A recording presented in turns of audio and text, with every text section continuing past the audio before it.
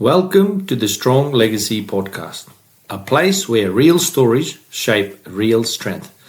Today's guest is Jason Barrowcliffe, a highly respected inspector within the Queensland Police Service. Jason brings decades of operational and leadership experience with a career defined by service, integrity, and the development of others. In this episode, he shares his journey through policing, offering insight into leadership under pressure, mentorship, and the responsibility of guiding teams in complex environments. Here we focus on resilience, growth, and commitment to building optimal well-being. Each episode features genuine conversation with people who have faced hardship, demonstrated courage, and created purpose through lived experience. Our aim is to inspire you to strengthen your body, sharpen your mind, and steady your spirit as you pursue your own goals and legacy. Before we begin, a brief disclaimer. The views and experience shared in this podcast are for general information and inspiration only. Nothing discussed should be taken as professional, medical, or legal advice. Please seek qualified guidance for matters relating to your health, well-being, or personal circumstance. The story shared belongs to each guest and may not reflect the views of the host or any organization. Listener discretion is advised as some episodes may cover trauma, loss, or challenging events. Thank you for being here. This is the Strong Legacy Podcast, where strength is lived, learned, and passed on. Let's begin. Hey, Barrow, how you going, mate? Hey, Ahmed, how are you? Not too bad, not too bad. You ready for some question time, eh? Yeah. Hey, before we start, I just want to Yep. say thanks for what you're doing, Ahmed. This is a great thing that you're doing, and it's a true sense of your own leadership style. So thanks for inspiring others.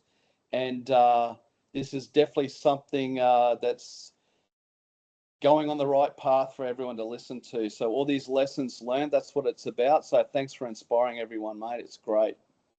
Oh, thank you very much, mate. Thank you. And look, let's dive into these questions, eh? We'll touch base on your policing journey. Can you take us through your journey in the Queensland Police Service and what initially drew you to policing?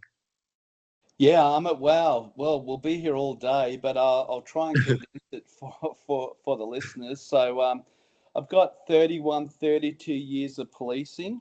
Joined in 1995, walked through the academy gates, and after training, went to the Gold Coast. So walked the beat at Service Paradise doing a lot of shift work. And whilst on the Gold Coast, I was very lucky very early in my service to work in uniform, a sort of crime units and the CIB. So I went to the CIB quite early. I loved it. One of my aspirations when I joined, if you look at my academy book, it says water police or detective. I never had a permanent position in any of those except CIB. But and as this podcast goes, like that wasn't for me, the CIB. I wanted to catch crooks, get out there amongst it, work with others. So didn't like going to court that much, and a lot of investigative work was behind the scenes, so post-incident. And I worked out very early that probably wasn't for me. I take my hat off to any detectives out there. It's a hard job. Lot of QP9s, court briefs, witnesses, taking statements, all that sort of thing.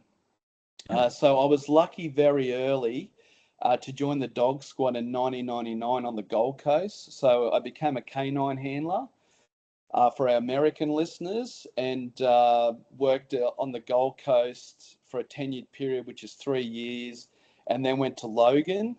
Then I was single at the time, so decided to see the state, went to Cairns, did a tenured period in Cairns, which was probably one of the best deployments that I've done. I got promoted to sergeant in Mount Isa and spent 6 years at Mount Isa, seeing the top end. Yeah. That's where we met, in Mount Yeah. Isa. Yeah. And then I came back to Brisbane as a team leader in the dog squad. So I spent about 16 years in the dog squad all up as a canine handler. And after that, I went to the Commonwealth Games group in a team called Exercise Preparedness, which was preparing emergency services for the upcoming Commonwealth Games. Yeah. Thoroughly enjoyed it. Saw another side of policing, that project side of policing. And then after that, I went to assorted frontline operational leadership roles at Ipswich, back on the Gold Coast in Logan, and Centenary, South Brisbane area. So I'm now working as an inspector on road as a regional duty officer on the Gold Coast and Logan, which I thoroughly love. And it's managing the daily demand, critical incidents, and overseeing our people. So that's it in a nutshell. That is a very vast experience, and you know what? Kudos for you to travel the state. You know, a lot of people probably haven't seen past Harvey Bay, and good for you to going out and enjoying and experience all that and supporting the front line. You know, Yeah, I met you in Mount Isa when I was a second year, and you know, a lot of stuff you did inspired me and people that we were there. You know, like so, we always speak highly of our Barra chat after the incident and the debriefing and the good work emails. And to this day, I cherish those talks and how you supported the front line, giving those good work emails and that just pat on the back, doing great, you did good, even though worst situation, you always used to be the person, just positivity, like that's what it was. You were always very positive. You were like going, that is very good. yeah. Oh, So that's no, good, Ahmed, because means I'm doing my job properly if I'm inspiring others. So I yeah, really appreciate that feedback, Ahmed. Unfortunately, human beings are very negative, like negative biased. Not only our day to day life, but for some reason, human beings are just have a propensity for negative talk, especially with ourselves. yeah, So we've got to use some strategies to overcome that and really be positive in what we do every day. yeah. So And yeah, that's such a great thing to say, because that was the thing. Like, all the cohort we were there at the time, in Mount Isa, they always, you always supported us all, and still are everywhere. So, and everybody that's listening, and they were there at the time and knows your leadership, what you used to do. So we appreciated you, mate. It was really thank good. you. Thank you. And which roles or experiences most shaped you as a leader throughout your career? So any highlights that sort of made you who you are now? Yeah, for me, it was between 2005 and 2009. So I was very fortunate to work closely with the Special Emergency Response Team in Cairns. And I Yep. just want to prefix that with I was never an operator. I never did the CERT course, the Tactical Response Group course. But being a dog handler, it was a time when the dog overlay was coming into tactical teams across Australia. So they included me in all their rollouts and call Yep. out. So when I worked with CERT, I really learned a lot about operational planning, critical incidents, how to manage tactically dangerous situations, briefings and debriefings, and how important they were. Yep. And how that mission critical team really has cohesion in terms of moving towards a center mission statement and how effective that was. Yep. And I had a lot of good mentors in the team that I really aspired to be. And I still use the lessons learned from back then now. I was like a sponge. I really soaked in what I was learning, and kind of had a bit of foresight in, wow, I can really use this later on in my career. So I'll just have a shout out to Chief Inspector Mackay. He was my main influence then, and Yeah. really looked up to him as a police leader. He never raised his voice. Treated everyone as equal. Like I was never a member of the team. I was never an operator, but he included me in the team as a valuable part of the team, and really sought my insight. So I'll always appreciate him for that.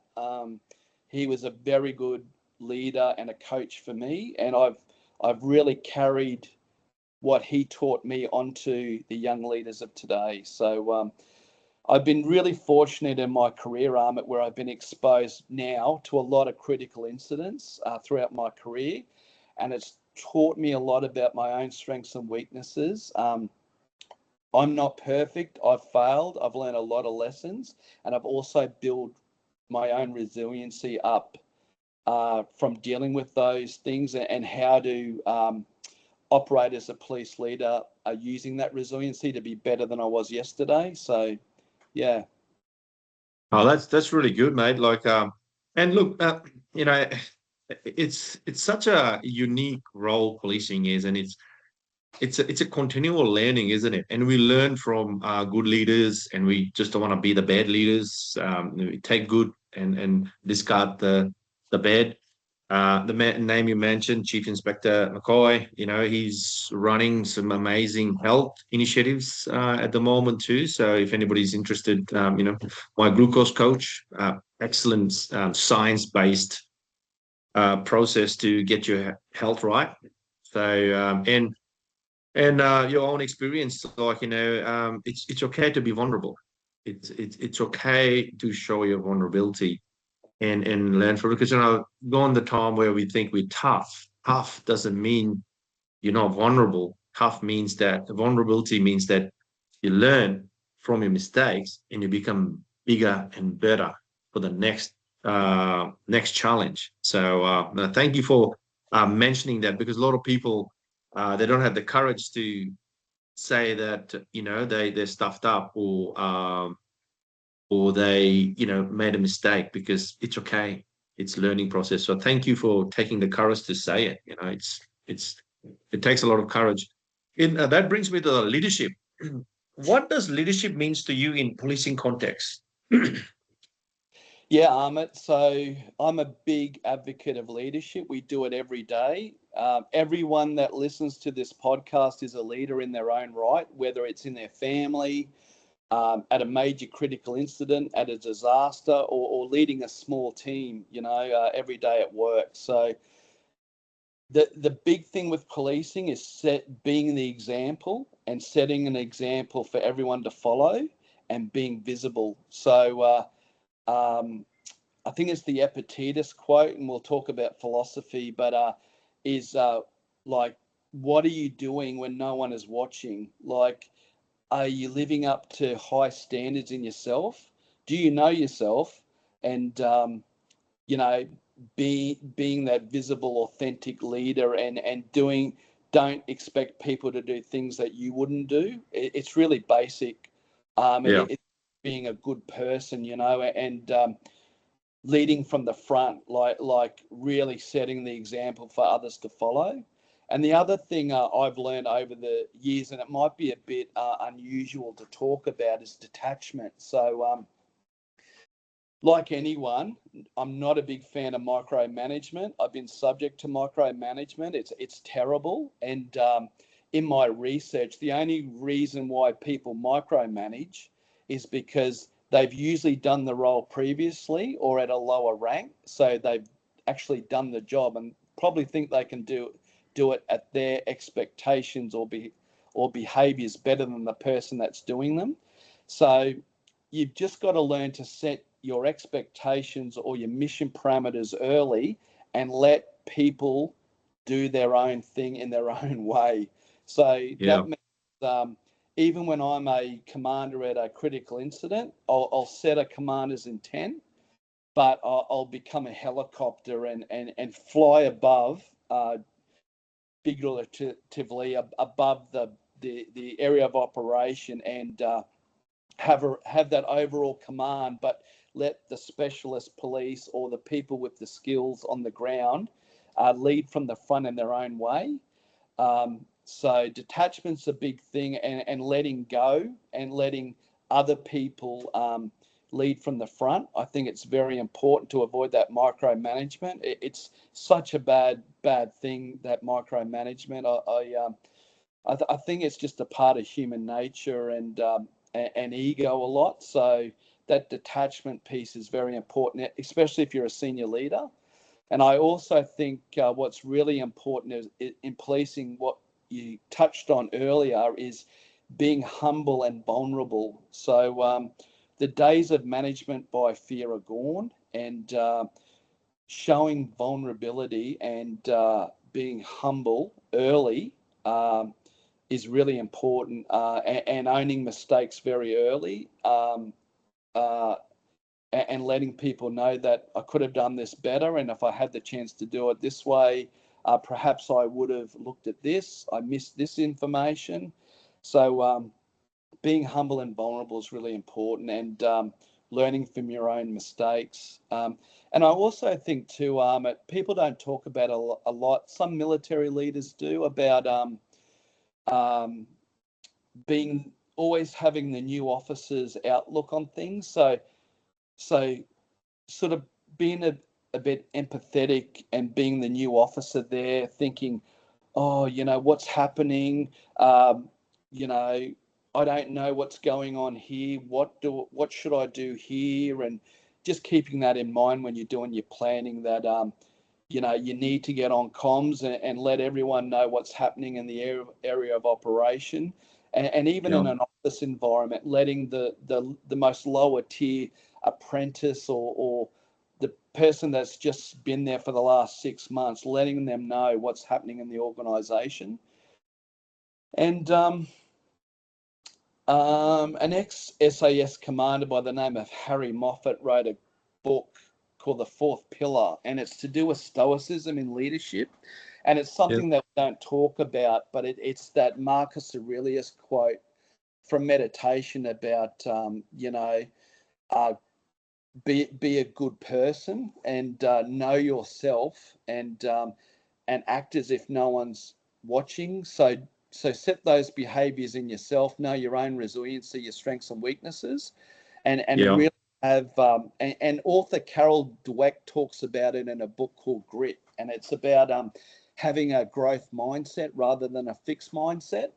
So you want to think outside the box, and that old Flecker poem about, always a little further, always be better than you were yesterday, and try and be the best version of yourself you can be. Yeah, that's important. Yeah.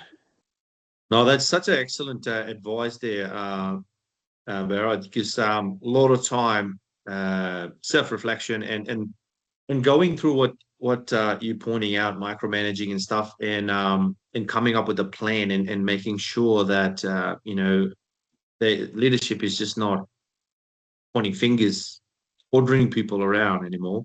And rightly you pointed out, it's gone those days. It's got to be supportive leadership, and supportive doesn't mean that slogans.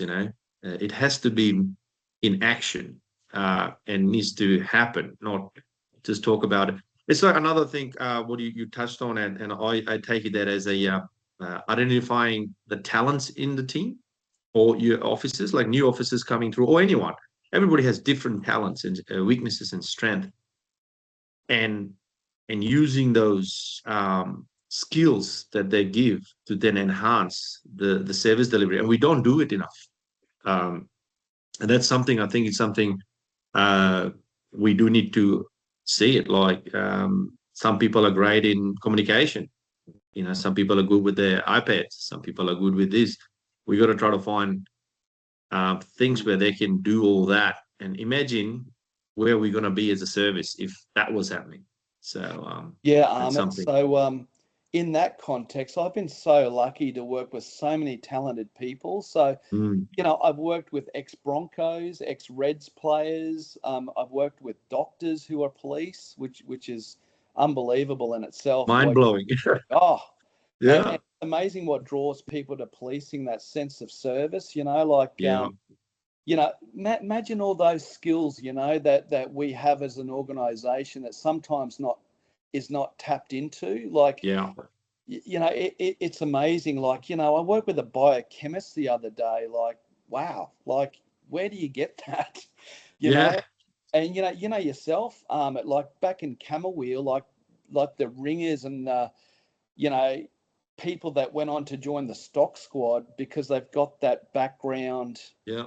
It's we've got an organization full of this amazing talent that's Talents. untapped. Yeah.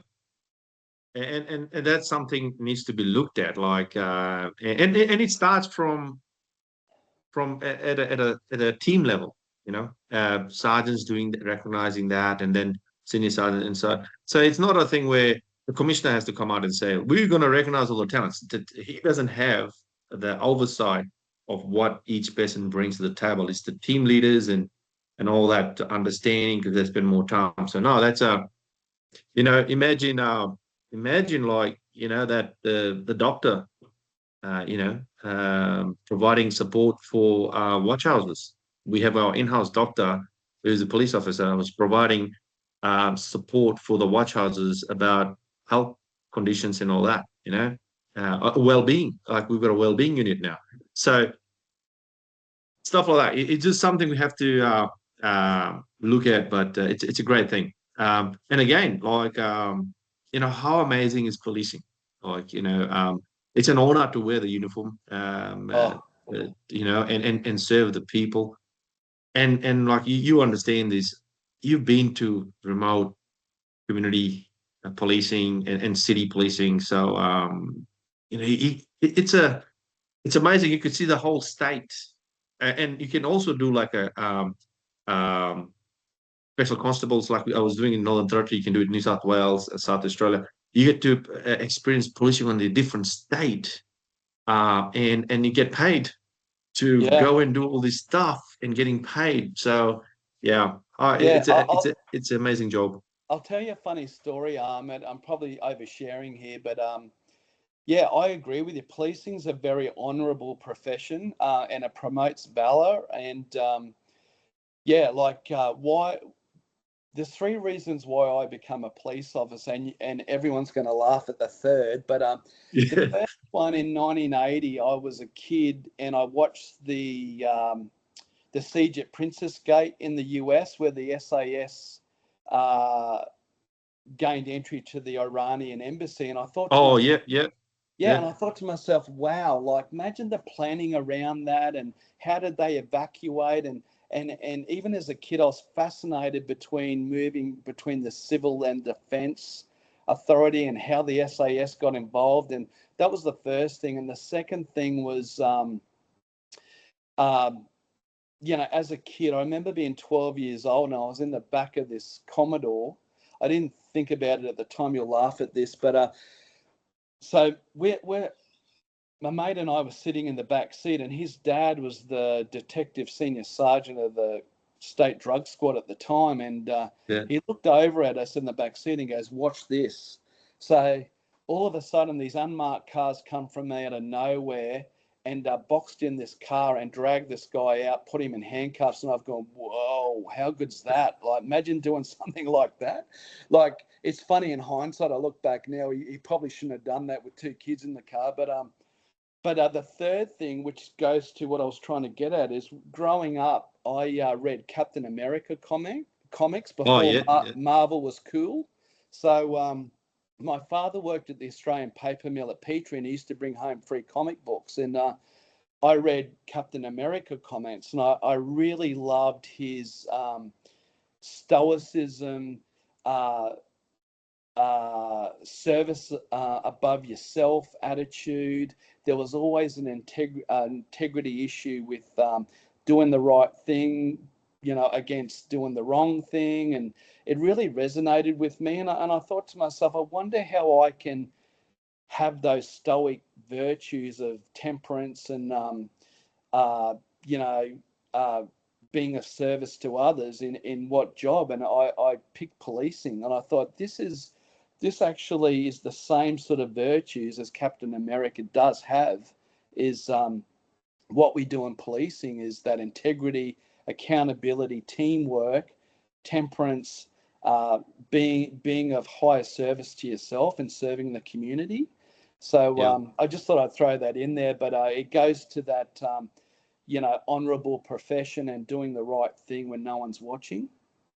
Yeah, no, that's really awesome. I know the Captain America part, but you know what? It does bring the thing, like it's what it is. That's what makes it more honorable. Yeah. Um, and I know the next thing we're gonna go into, this is your bread and butter stuff. Recognizing and supporting the staff. How important is recognizing good work and effort among staff?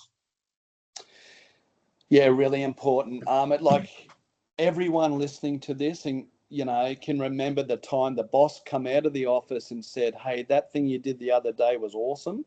I'm going to recognise that." Unfortunately, it doesn't happen as much as it should. I think Corey spoke about it in an episode, and I agree with him 100%. I think what's happened is the lead, the senior leaders in the organisation remembered how they were treated, and unfortunately, it was quite bad. So they think that they shouldn't be acknowledging good work a lot of the time. Don't get me wrong; there's a lot of leaders that do, and that's Yeah, great. And I'm trying to pave the way in that. I think genuine recognition needs to be you get out of your office, you go and speak to someone one on one, shake their hand, and look them in the eye and be genuine about what you say, and acknowledge the good work. It yeah, strengthens morale, because you know yourself, Ahmet. You remember, like, the boss tells you you've done a good job, you're set for the next week. Like, you're unstoppable. You feel great. It builds trust between rank layers too. Like, word spreads that, that boss gave me said good work. I've never had that before. And, it reinforces behaviors and standards as well, where, as an ethics-based organisation, it's the behaviour you want to see across the standard, and change the culture. So yeah. once you change the culture, you're well on your way for having a great workplace. And yeah, I just think a lot of police and emergency services workers is the amount of decision making and initiative they show every day that just goes unnoticed. Yeah. Really important. Like I've seen it in my career where someone just makes a decision and it works out the best, and it's just because they've decided to take some action. Like, they've got their legislative base and their policy base that they're acting under. But yeah, I just think it's great. It's we should be reinforcing that positive workplace culture. And I don't know what the listeners have in their organisations, but that written as well, like that, we've got the DAP performance notifications. Like, I just think those.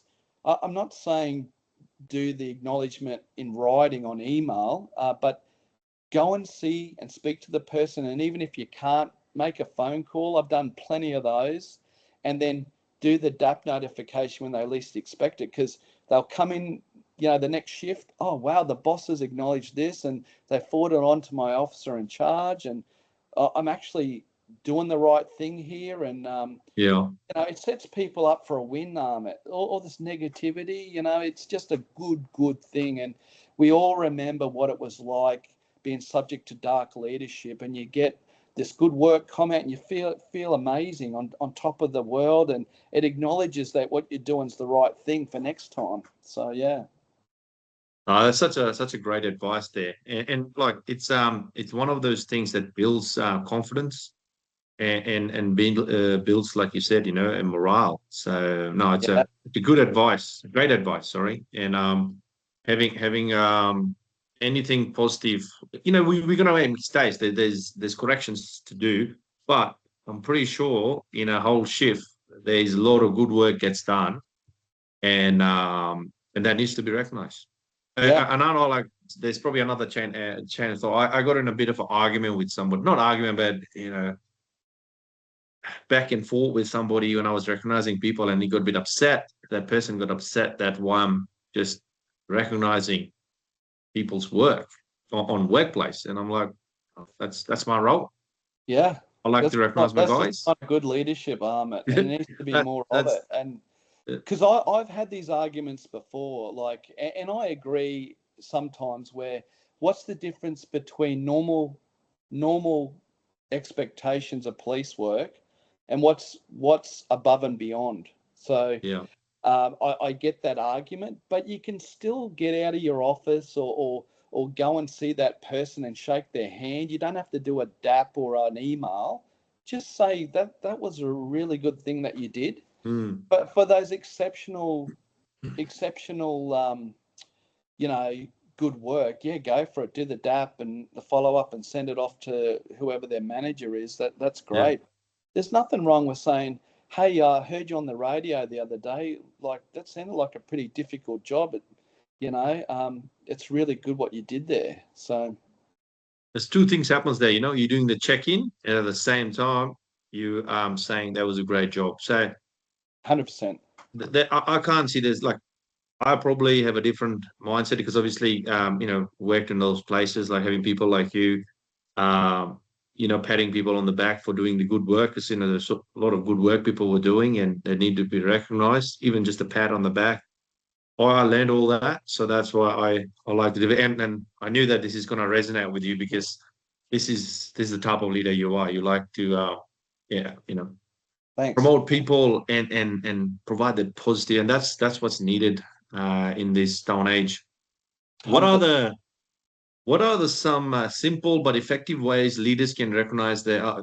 You've answered that, but is there anything else you wanted to add? Like, if the leaders are listening, or just junior officers listening, Yeah. to build that into that. There's so many Doesn't things that like, get out of your own ego. Like, just because you were treated a certain way doesn't mean you need yeah to treat other people like that. And I think it's important, and I just don't know why leaders don't do it now, is have those regular briefings at the start of a shift with the managers, like yeah acknowledge good work, that cohesiveness of team, um, and you can highlight that good work publicly so people strive to get that acknowledgement. Everyone loves being pat on the back, everyone loves being acknowledged for the work. And I think the other thing too, Ahmed, and I get it's hard filling a roster and meeting demand, but we've really got to recognise our staff by supporting professional development. So, if yeah an officer wants a career as a detective, we should be, because they're such a good worker, we should be steering them towards that. Putting them on, investigative courses and sort of, seconding them to a sort of crime unit or something, steering them similar to the water police. Like, we should be encouraging, if an officer wants to be a specialist, like they're advertising police divers at the moment, like, try and get those skills and that mentoring with a diver or something like yeah that. We're really missing that stuff. I just think too, what we spoke about, documenting the good work on those DAP performance systems is a really important thing. And just small, consistent actions as a leader that, as an authentic, value-based leader, you're consistent amongst your acknowledgement of good work, that, that you know what your people are going through and how to improve their environment and create. It's so hard, and everyone would agree with, life's just hard at the moment. Like, look at the fuel expenses with trying to run a family and kids and family sport and doing all those things, as well as 24-hour shift work on top of that. Like, the least we can do is acknowledge that people show up, They're good Mm. people because they're in the organisation and they want to help the community, because that's what policing draws. And the fires are the same, and the paramedics with healing. It draws a certain person to those good occupations that are worthwhile. So we Yeah. really should be reinforcing and strengthening our people through that good work on a day-to-day basis, and being a visible leader, and walking the floor and talking to their people, like, speaking to someone and say, like, one of the senior leaders I knew the other day loves jet skiing, and he's been on a row of 24-hour shift work, and we had a coffee catch up, and we just spoke about jet skiing and how good it is, Yeah. and just those little things of knowing your people and what makes them tick outside of policing. I think it's really important. No, that's such a great advice there, and I'm pretty sure everybody will be listening, be going, yeah, that's a really amazing one. Because end of the day, remember in Mount Isa we used to have that morning prayer. Yeah, So I know it sounds we were praying, but we were not. It was I forgot the actual word was getting used. I think we used to call morning prayer, or everybody will be upstairs. Just what happened last night, and the bosses would say, "Good work by A, B, and C," and it was great. yeah, Everybody's in the high tempo getting out of the door, like, "Geez, man, we got to do good work today." We get yeah, mentioned tomorrow in front of peers. So yeah, it does make sense. yeah. Um, well, that leads into building strong teams. In your view, what are the fundamentals of building and sustaining a strong, high-performing team? Yeah, so Ahmed, in what we do as police and emergency services, we're unique from society. It's like the Dave Goggins quote: "We're uncommon amongst uncommon people." So we do Yeah, things above the norm. So having those mission critical teams or high performance team and building a culture around that is really important, and that goes to building a clear purpose. So you want in my world, a commander's intent, or an officer in charge of a station should be setting expectations early for people to work to. I think it's really important. I think teams need to have that trust with one another, and that goes back to being in the trenches with each other, understanding everyone's strengths and weaknesses. Like, someone might be good at operational skills. Someone might be good at communications. Someone might be good at, driving. Like, I just think it's all a mesh together as a team. It's what makes the team work. yeah, Um, and I just think it's probably a bit controversial, but just having that stable leadership, and because in this day and age, there's a lot of people that are in different positions, and I'll admit I'm guilty of it. I've relieved outside of my normal capability, but I think having that stable leadership is the foundation of the team. It sets the tempo, and I think as well, it is investing in our people through mentoring, training, and development. I think we've spoken about it in another podcast, but that mentoring yeah, side of things is so important. Like, that's what I try to do. I've got a group of people that, like, I don't get anything extra for it, but I try to coach and be better through mentoring. It's not a formal process, but it's definitely coffee catch up to debrief what we do and how to be better. yeah. And again, going back to that stoic philosophy of really setting the behavior and being the best version of yourself for others to follow. Well, that's a really excellent advice there.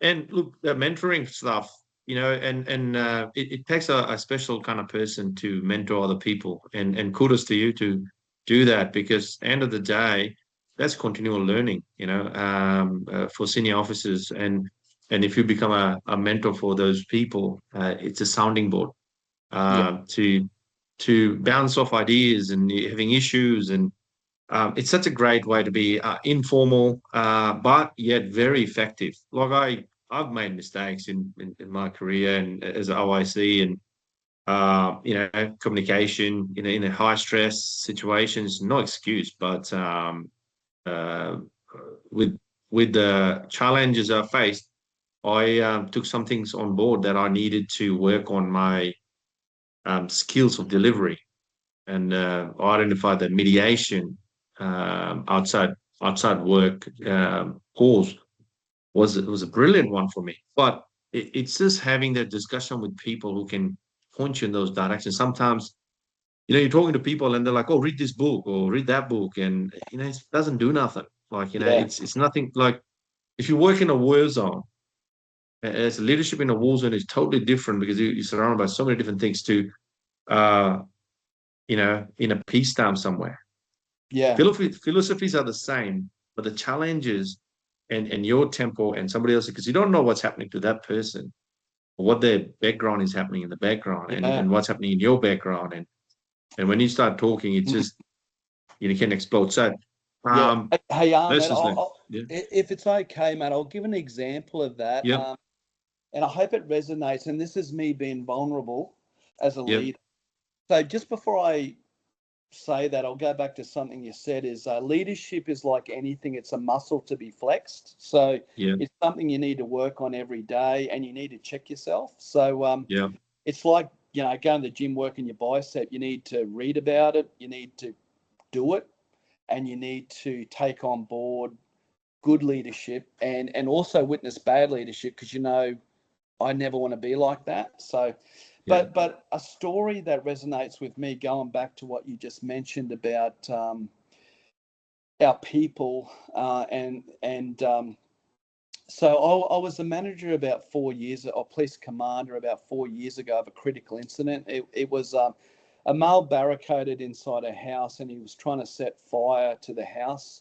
There was a lot of moving parts, and long story short, the firefighters moved forward with our TAC teams and all that sort of stuff. And there was a commanders in town. It was subject to extensive media coverage and anything like that. But and and one thing I didn't do well, and this is me being vulnerable, is I was so mission focused, I forgot about my people. And by that, so the commander that was there at the initial incident and planning, I couldn't find them. And I looked everywhere, couldn't find them, because I really need that continuity and leadership and command with me to move forward as a leadership team. And anyway, I found the leader, and they'd shut themselves inside a police car. And I talked to the officer, and it turns out it was just so overwhelming for them that that sensory overload and stimulation just couldn't handle it. And the leader admitted that they came from an investigative background and were never exposed at a higher level to command and control. And anyway, we ended up going through softly a bit of a coaching session, a live coaching session, where I got them with me. I just asked them to observe me and make notes and kind of mentored them. mm, And it's a failing of myself that I didn't recognize the entirety of the area of operation. Not only the critical incident was very high end, but what our people are doing and how they're traveling, yeah, which is a failing on my behalf. But I'm happy to report that after that, about 2 weeks after that, we had a similar incident, a barricaded suspect, not as high end, but someone wanted on a return to prison warrant. They didn't want to go with the police there, and ended up in a negotiated response. And that leader really stood up and just gave that assurance that this is your gig. I will shadow you and I'll help you with the planning, but we'll get through this. yeah, And they were really effective. And the lessons they'd learned from the previous incident, they really gained confidence. And it was a bit of a win-win for everyone. Like, it was a win for them, but also a win for me that I do have that detachment now where I do see how our people are traveling, and I'm not as mission focused. But they've also gone on to be developed as a really competent district duty officer at the moment that really steps up. So that's a positive story about looking after our people and what we just spoke about, what you just spoke about then is taking the time for our people. It's about building capacity. It's Oh, part of what it is now, and nobody has got the answer. We got to work together to build that capacity and help each other out. So no, that's a very yeah, good story, and I'm pretty sure it will resonate with a lot of people because yeah, right, vulnerability and learning goes hand to hand. yeah, Well, leads me back to the other question. Obviously, just falls into it. Looking after your mates. yeah, Six. What does looking after your mates six means to you personally? yeah. Wow. Well, that's the old military term, isn't it? That don't leave Yeah. anyone behind, even welfare wise. So, and as leaders, we've got to step up and not just say that we're doing it. You've got to actually do it. Like, Yeah. you've got to check in with people. You've got to make sure they're traveling okay. So the one thing that I do after our after action reviews and debriefs, I just sort of scan the group and see the changes of behavior, uh, Yeah. and who's probably not traveling the best. And I'll usually try and seek them out or have a one-on-one with them, just one-on-one, or either over a coffee or just a conversation away from everyone else. And you can sort of gauge if someone isn't traveling really well, and Yeah. it's part of that check-in process of being genuine and authentic in what you're doing. And we're all sick of it, about those leaders that just tick the box. It shouldn't be like that. Like, you have a responsibility as a leader to lead from the front, and also ensure that our people are traveling okay. So, and it also goes back to what I said earlier. You really should know your people. So, their interests, their struggles, how their partners are doing, and you know, because what you see is, I forget the psychology around it, but that iceberg analogy where we only see so much of the iceberg above the water when we work with these people. There's a lot going on under the surface. Life, um, you know, it's so complicated now. Look, now, Ahmed, that you've really got to ensure our people are travelling okay, and wanting to be genuine and helping others. I think too, Ahmed, that police and emergency services over the years are so stoic, and I'd say stoic with a lowercase s. Is we don't like showing vulnerability, or Yeah. and as well, it's like, we don't like, we think that it's going to affect our performance, or how we look with other people, when actually we should be being vulnerable, and our people put in a safe space where they can express their feelings and how they're traveling. Um, and also, we'll probably talk about it soon, but doing knowing your own resiliency. Um, Yeah. so I've worked on my resiliency over the years. I was involved in a police shooting in Cairns where I was the primary uh, shooter, and it taught me a lot about my strengths, my own self, like through my own self reflection, and how am I being better to face the adversity that's coming my way, especially as a leader. You've got to have your own processes in place to build your resiliency shield, and just let Yeah. the stressors kind of bounce off you and have a great outcome at the end of that stress.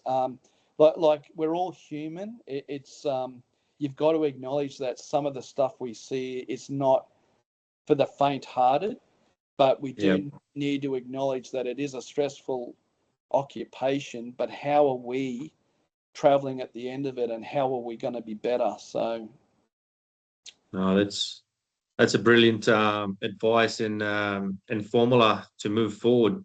Thank you for sharing that. yeah, Legacy.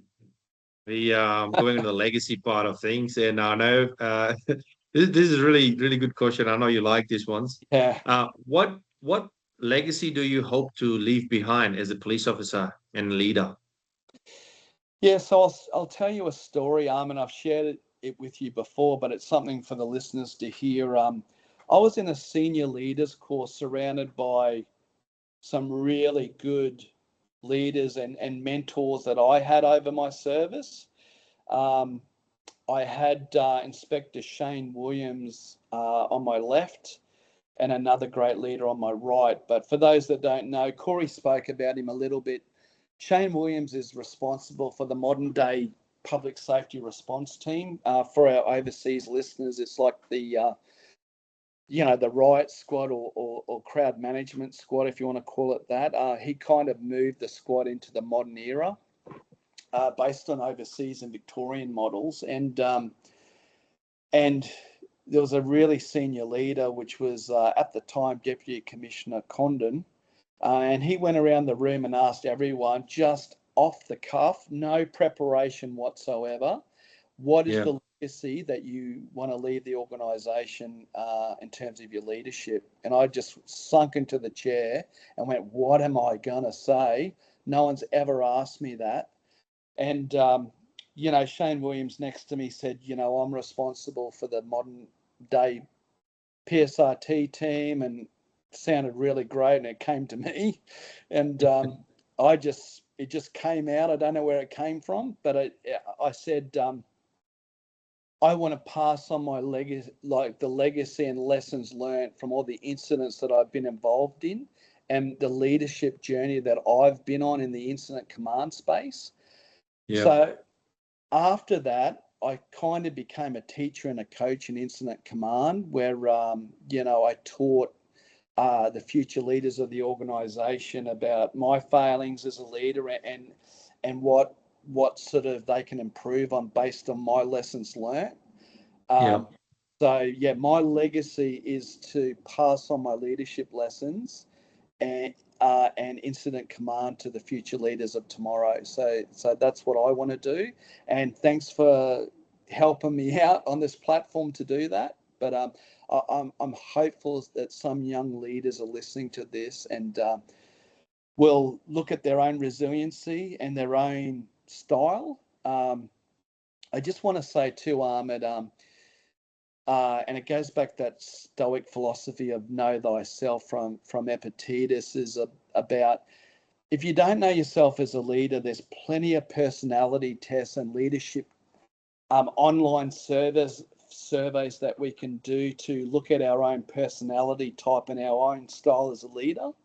I usually try and do it every 2 years or so, just to see, where I've changed or what I can improve on. And one good, and I think you might have done one, Ahmed, but those 360-degree surveys, where 2 emails go out to leaders, 2 emails go out to your peers, and 2 emails go out to whoever else, and they will give you honest feedback about how you are as a leader and what you're doing well and what you aren't. And it goes back to a central area, and they collate it and send a report out. It's completely anonymous, and I encourage everyone that's listening to that to seek out their education and training officers or get online themselves and ask if you can do a 360-degree survey on your own style, because you'll learn a lot about yourself.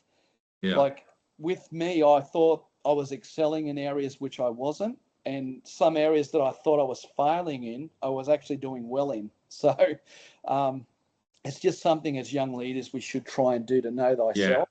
So No, it's such a great advice, and it is a very helpful tool to figure out, because sometimes you don't know. This is the funny thing, like when things are going good, everybody's patting on your back, going great, great, great, but it doesn't identify your weakness. No. And I think I don't mean weakness in a bad term. I mean weakness as in nobody's perfect. And I found it through my challenges, and I don't wish it upon anyone, but I think it happened at a great time for me, and I learned a lot about myself, and made some changes to fix those things. So and I think it's a good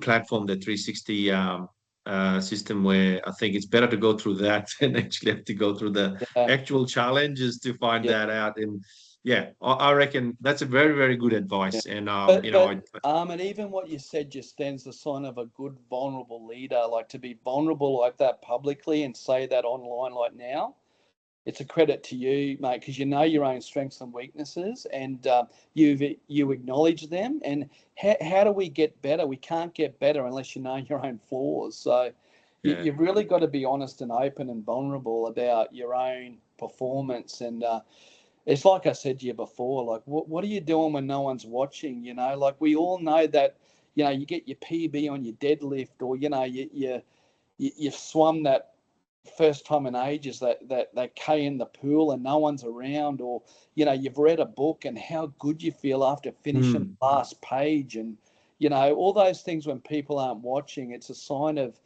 you know, how you carry yourself, and how do you get better every day, and those vulnerabilities around improvement and striving to be better. And you know, before I said that Flecker poem that the SAS use about, you know, always a little further, like how can we be better for tomorrow? It's so important.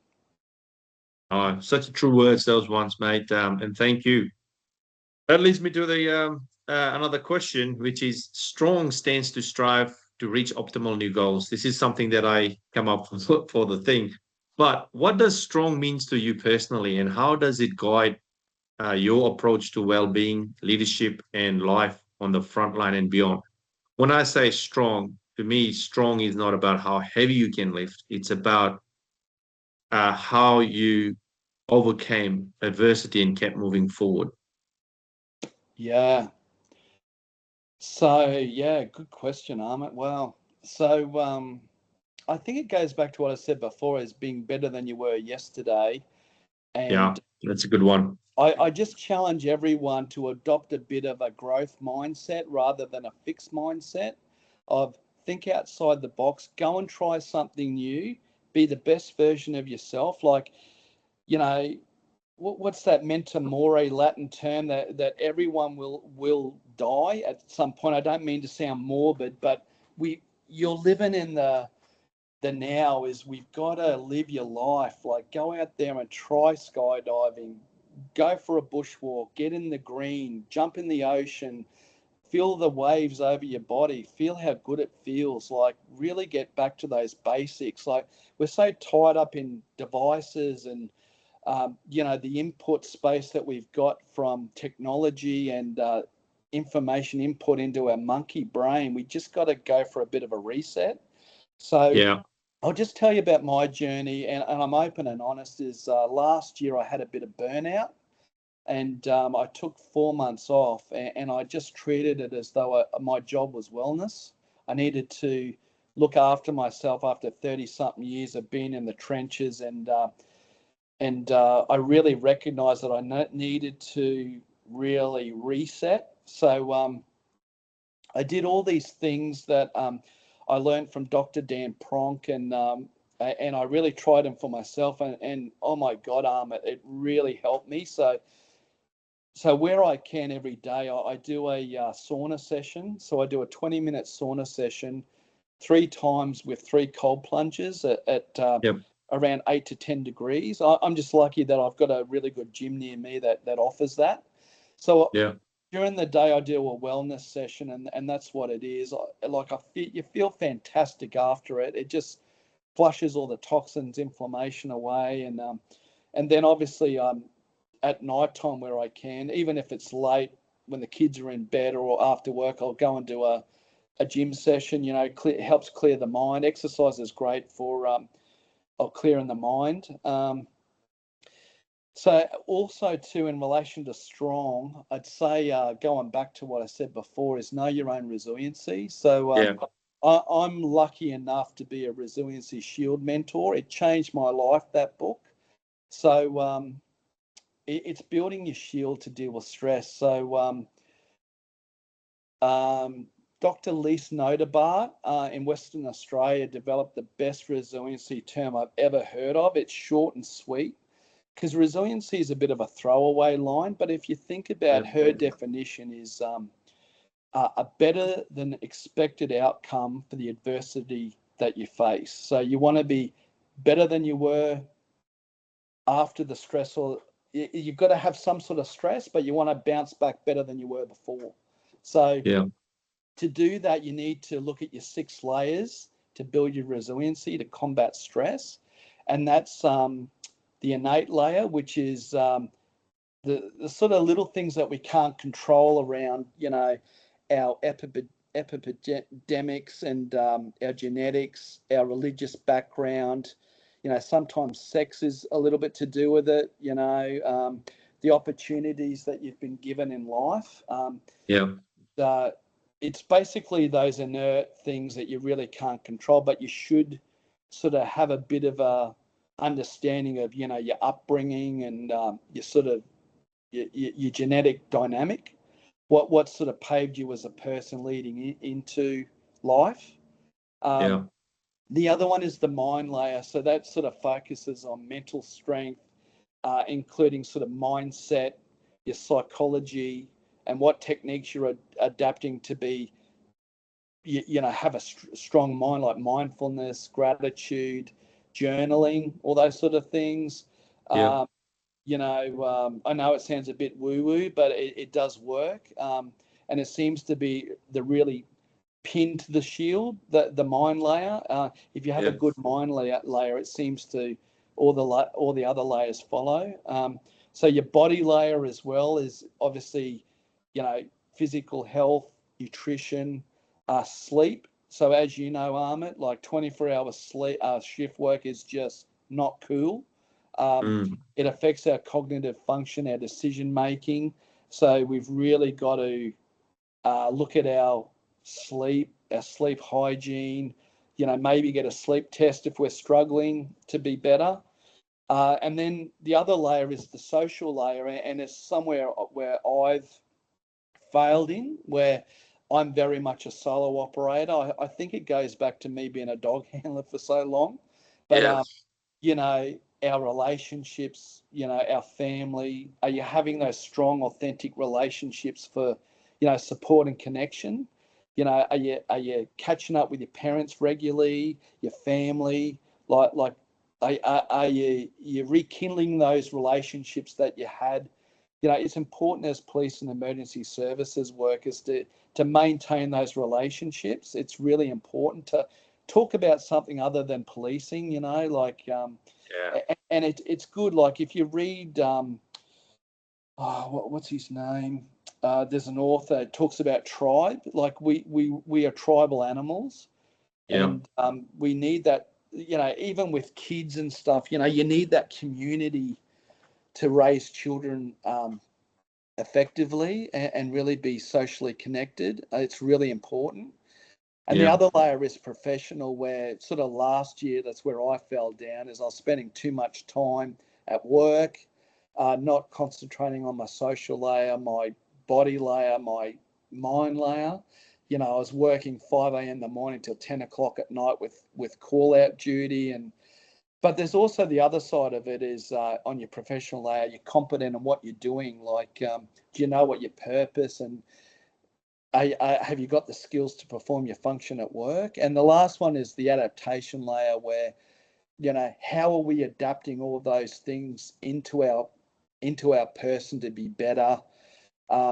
Yeah. How are we growing from stress by adapting, new challenges? Like, I just challenge everyone on those layers to look at it, and even I'm not affiliated with them, but they've guided me in my life and my policing career. Is get onto the Resiliency Shield website and do the survey. It's completely anonymous, and it goes to the University of Western Australia, and it compiles your results based on a population.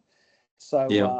it spits back your results, and be honest and open with it. And it's like I said, through my career, I found that, I was concentrating too much on my professional layer, and, my family were wanting because I didn't spend enough time in my relationships, and my body layer too throughout my career, where I haven't been the best or focused on, doing PT and all those things I love doing to clear my mind and be the best version of myself. So I just encourage everyone to test their own resiliency and get onto the website and do that survey and have that self-reflection in your own time to be better, and how you can cope with stress better by doing that survey and being the best version of yourself.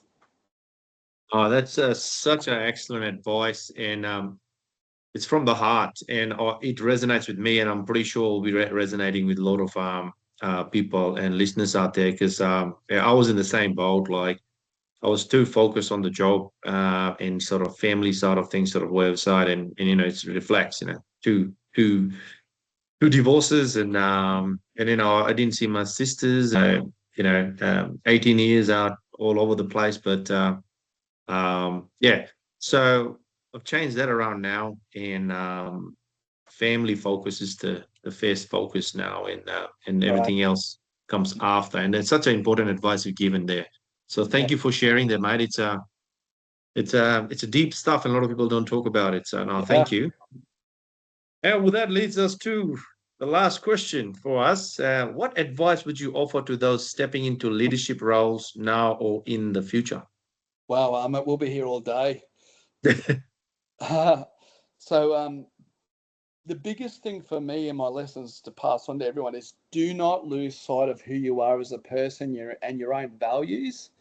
Yeah. So unfortunately, dark leadership can influence people's personalities, and they think they should change. Yeah. But what I'd say to young leaders and leaders in emergency service is, don't lose sight of your core individual values and who you are as a person, because this is what's brought you here. You need to retain those values and not change for anyone. Be stoic in what you do, and be uncompromising with your own value system. Be open to influence and change of opinions, but you as a person, your core values should remain. So don't try and have someone try and change who you are. That's actually a sign that you really don't know who you are as a person, but really stick to your own value system.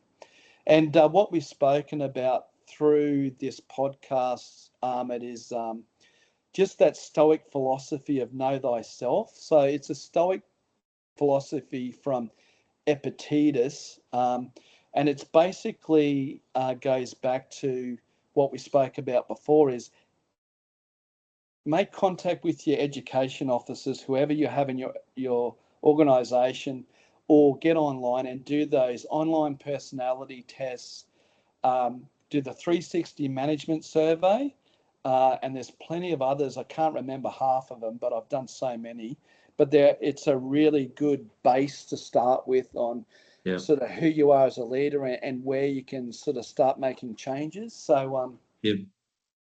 And the other thing goes back to mentoring, and we've spoken about this privately before, is just take all those good traits from the mentors that you come in contact with and the good leaders, or something that really resonates with you, and adapt them to your own style.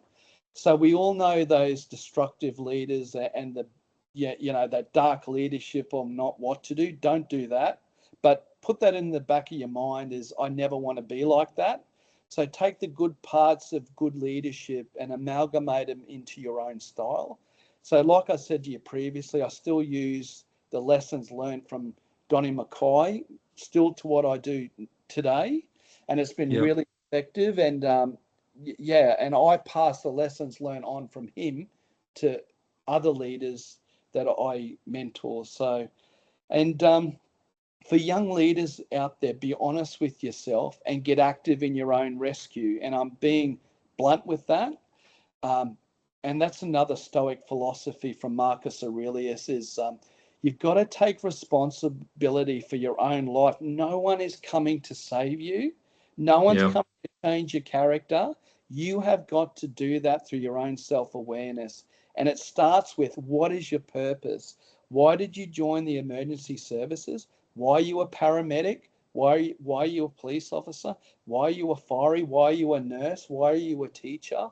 Like, there must have been a reason why you joined and what drew you to that calling, if you want to call it calling in life. Yeah. And why do you continue to show up? Like, So like you need to get active in your own rescue of, you know, how am I going to be better than I am today? I know that I'm not eating right. I need to eat properly, or I need to go to the doctor to try and help. Or like what Donnie speaks about, the glucose coach app, or Yeah. you need to start somewhere, and you need to get active in your own rescue. Like it's like in our organisation, where someone wants to get promoted, but they're waiting for the tap on the shoulder. That does not work. You've got to put Mm. yourself out there. You've got to start moving towards that capability or whatever you want to do.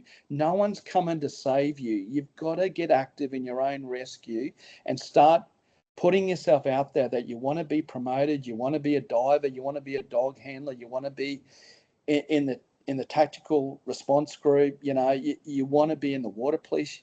You want to be a senior leader. You've got to start making those moves yourself. So, and the other thing I want to say, and it's something I see on a day-to-day basis, is your sphere of control. And we've spoken about this before. Yeah. What are the things that you can control? So walking around being negative all day and influencing the people around you is going to spread the negative contagion throughout the day with people that are unassuming, who are having started the day great, they've had their coffee, and next minute you're bringing the negativity onto someone else. So you need to sit down. If something's really bothering you that much, you need to sit down with a piece of paper, write down all the things that are worrying you, and cross out all the things that you as an individual can control. You can't control your boss. You can't control the global pandemic. You can't control the cyclone off the Cairns coast at the moment. You can't control Trump, Yeah. or if you have those biases towards a certain political figure or whatever. And usually you're left with one thing, and that's your attitude towards the circumstance. So you can't. Why be stressed, or work yourself up into a lather about all the things that you can't control, when you need to start living your life and being the best version of yourself? So you need to change your attitude or outlook. Yeah, that's bad, but does it really affect me right now? And do I really need to start spreading the negative contagion within the workplace about some bad boss that I really can't control their personality? So, it's how you carry yourself, and how you as a person respond to, uh, you know, outside influence. So the other thing is to, and it's really important, is about debriefing your life. So do you do a debrief at the end of the week or the end of the day when you're lying on your big fat comfy pillow about how the day went? So our family is very lucky that sometimes when I'm not on shift work, we get to sit down as a group, and my wife usually starts it, or the youngest, about what was your favourite part of the day. So it's a really simple thing to do if you've got family or friends, and just talk about what was your favourite part of the day. It's a practice in gratefulness, and it also lets everyone know that, if they were feeling down, like, this will lift them up. So we Yeah. need to debrief our week and our life about, where did I fall over this week, and how can I be better for next week? So, maybe I had a fight with my wife this week, or, maybe I spent too much time at work when I should have been at home. I didn't really eat really well this week. So next week I need to sort of get on my game. I missed my gym session and my swim session this week, and I didn't get back to green, or jump in the ocean this week that I probably need to do next week. So it's just those little things. A lot of people do it through journaling, Armit, where they Yeah. write, I think you've spoken about it before, where, you write down your week, and it's there in writing in front of you. A lot of people are very tactile, and like seeing, when you write it out, Visual. yeah, on paper, where they can Yeah. improve. But there's nothing wrong with, you know, like what I do, Laura, Ahmed, is, I start work at Coomera, which is about a 40-minute drive for me where I am. And that's my debrief time. After work, I listen to podcasts, but I also drive back and think, if there was a critical incident, like we had one the other day, and I thought, how do you think I went then?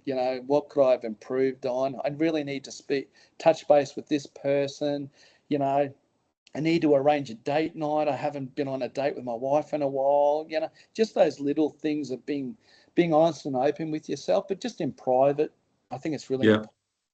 And the other thing is for young leaders coming through is remember how you were treated. So treat others fairly and be kind. Be kind and respectful. Like we've all been subject to dark leadership. Don't be that leader.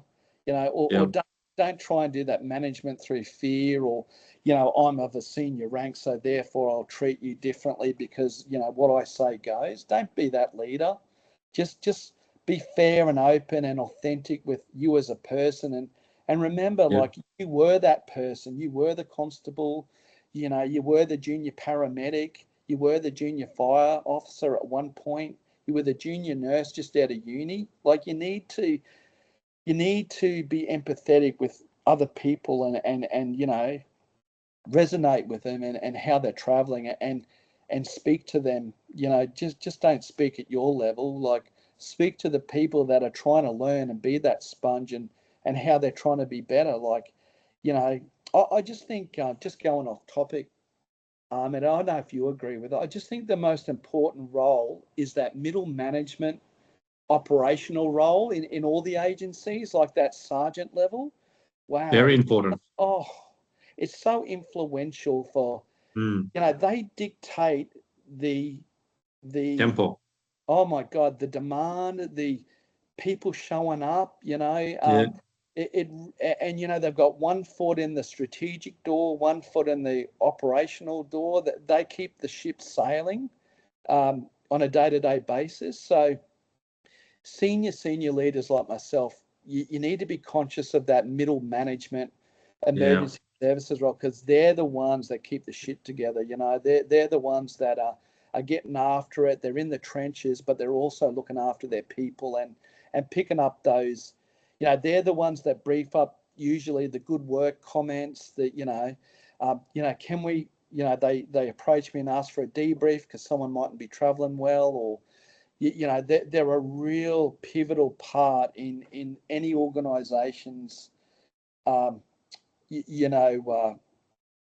capability and value-based system. Is that middle management is so underrated. Like most of us have been sergeants, and I could say to people, like, even if you don't want to really go through the higher ranks, try and get to that sergeant level, even if you're happy with that for your career, because, oh my God, like, and you probably remember it too, at that big gap between that senior operational member to that middle management sergeant level, when you start looking at risk management and being that leader or people, like look up to, and because it's kind of that besides a field training officer, it's one of those rare roles where you really, and part of being a good leader is that behavioral influence, like that, really influencing people. And that's, you usually see it, and we don't want to go into it here, but when people are going on sick leave, and it's usually a sign of the leadership that they don't want to come to work, they're overwhelmed, and that inspirational leadership of really like, let's go team, let's get amongst it, I'm with you, and I understand what you're doing. So yeah, it's just a bit of food for thought, Ahmed. There's a lot of stuff to unpack there, but it's just showing up for your people. It's so correct there, mate. Because I had two sergeants that were with me in Eric Kuhn, Mitch Nellis, and Daniel Bratt. They were just brilliant middle managers. They were still in the trenches, but at the same time, stepping up into the management side of things. But at the same time, they were very well connected with the staff, doing training together, team building. So it was so great, and it was good to see them do that, and made my work very easy. And then that's the way it should be. That's the way you should look at things like that. and support them. So the middle managers needs a lot of support too. Yeah. Which leads me to the next thing, mate. Did you want to say anything last things in there, or? Yeah. So for all the listeners, and I'll just just advise that I'm not affiliated with these organisations, but there's some really good organisations out there that are doing good work for the front line. So I just wanted to give a shout out for two organisations that have helped me and have helped others. And the first one is the Aussie Frontline Foundation. So it was founded by a South Australian police officer, and he's operational, still doing this organisation with Dr. Dan Pronk from the Resiliency Shield, who's a proven combat doctor who served in the Special Forces, the SAS, and the commando units. And it really focuses on veteran health and frontline health. So they they offer a three 1 hour psych sessions with frontline mental health. It's over the phone by telehealth, and it's not affiliated with any government programs or organisation.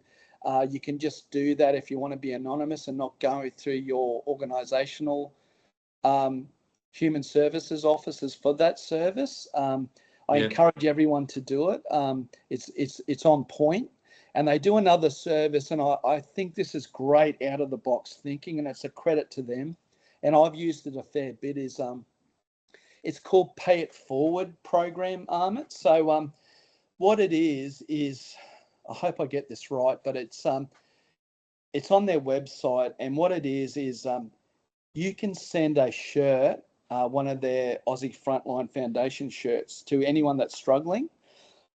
So you click on the link, and what it does, like I did it the other day, I had a commander under me that was struggling a bit, and I anonymously, well, it won't be anonymously anymore, but I sent them a shirt. So they sent it from South Australia. It's got the logo. Oh, this is one of their shirts, actually. It's got a logo on the back. Oh, this is the logo here. Oh, that one there.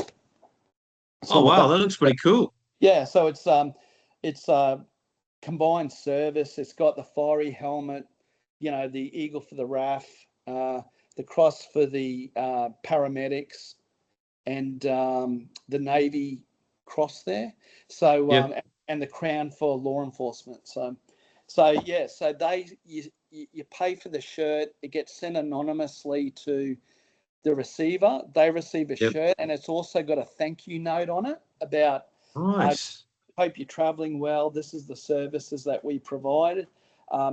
This is a bit of a gift for you, and I hope you're doing okay. So it's a really good program. I was super impressed with it when I was introduced to it.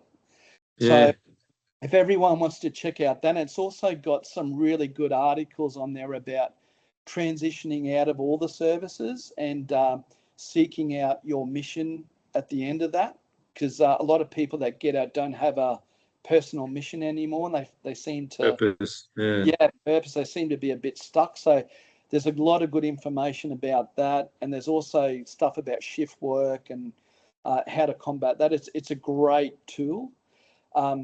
And the other thing is, mate, believe it or not, and I'll be first to admit, I used to think yoga was a bit woo-woo. So last year, I adopted a yoga practice. So through Frontline Yoga, it's online. It's called Frontline Yoga, and it caters to the veteran frontline community. And it's been operating for about 10 years. And what they do is like a mindful-based trauma recovery program. And that's done every 8 weeks via Zoom. It's all free. You don't have to pay for it. So every Thursday, so if you get on there, there's a schedule for your state, what's going on. There's not a lot in Brisbane or the southeast region, which is a shame, but there's definitely sessions at Maroochydore. I think there's some at Bundaberg in Queensland, but there's sessions all throughout the state, and they do an online yoga session. So every Thursday at Ipswich, I used to do Frontline Yoga, all free, did an hour, and it was really good I used to look forward to it every week. It really cleared my mind and made me feel a bit lighter at the end of the session every Thursday. So it was a Yeah. really good part of my wellness practice. So I encourage everyone to think outside the box and maybe even do a little bit of yoga just for something different. You definitely sort of after the fourth yoga session, I really started to look forward to it, and it became a real part of my weekly routine. So at the moment, I don't know if anyone knows about it.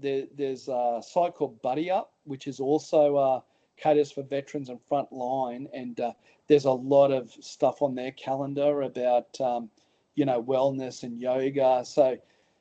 So next Monday, I think it is, there's yoga at Gracefield that's free. I've only just started doing it this week because my usual Yeah. yoga teacher went to North Queensland and couldn't do it anymore at Ipswich. But yeah, they run free yoga sessions at Ipswich, and I think there'll be online ones after that on Mondays and Tuesdays. So I think everyone should really look into it. It's helped me a lot, but just a big shout out. And it was formed by some veterans. Some combat engineers that really adopted that mindfulness sort of practice. So yeah, just a bit of a shout out, Armand. If everyone can just look it up and support it, they're not. A lot of their sales are made from their merch sales. Like I know Aussie Frontline, that's how they make their money, through selling shirts and donations from corporate businesses. So Yeah.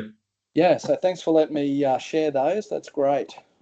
No, this is good. Like this, you support the people that support Frontline, and the yoga and that idea about the gift. What a great idea! Yeah, What it's fantastic. and it's amazing. So Yeah. no, thank you for sharing all that, and thank you for coming to the podcast, mate. And we'll keep getting you on. And there's a lot of other things to unpack. So Yeah. hopefully you keep making time to come up here. Yeah, thanks for the opportunity, Ahmed, and I hope someone gets something out of this. And thanks for your leadership, Ahmed. It's fantastic. So you're paving the way. You're a bit of a pathfinder, so trailblazer. These conversations need to happen, mate. And thanks for allowing me to pass on some lessons learned to the young leaders of tomorrow. I think it's great. Thank you. Thank you, mate.